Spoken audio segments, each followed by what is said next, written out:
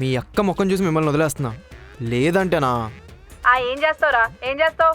ఒక్క phone call చాలు పరిగెట్టుకుంటూ వచ్చి డబ్బులు ఇచ్చావు. మా అక్కను చూసి ఏమో అనుకుంటున్నావేమో, నేను దాని అంత సాఫ్ట్ కాదు, తెలుసు కదా. హా, తెలుసు. ఒసే ఇదంతా కాదు, ఉన్న పలంగా ఇక్కడికి రా. నేను రాను, నాకు రావాల్సిన అవసరం లేదు. ఆ మీటింగ్ ఏదో కంప్లీట్ చేసుకొని త్వరగా రా. మన్విత చెప్తున్నా, ఇది అస్సలు కరెక్ట్ కాదు. ఏంటే కరెక్ట్ కాదు? ఆ పప్పుగాడు నీకు నచ్చడేమో, నాకు అసలు నచ్చలే. ఆడు వాడి వాళ్ళకం ఆ పిల్లిగడ్డ వేసుకొని ఏదో వాడు అమూల్ బేబీ అన్నట్టు ఫీల్ అయిపోతున్నావు.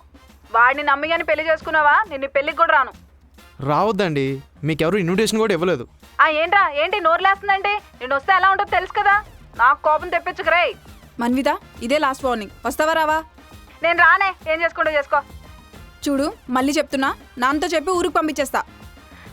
ఇప్పుడు నాన్నెందుకే మధ్యలో ప్రతిదానికి ఆయన లాగుతావు? సర్లే వస్తాను.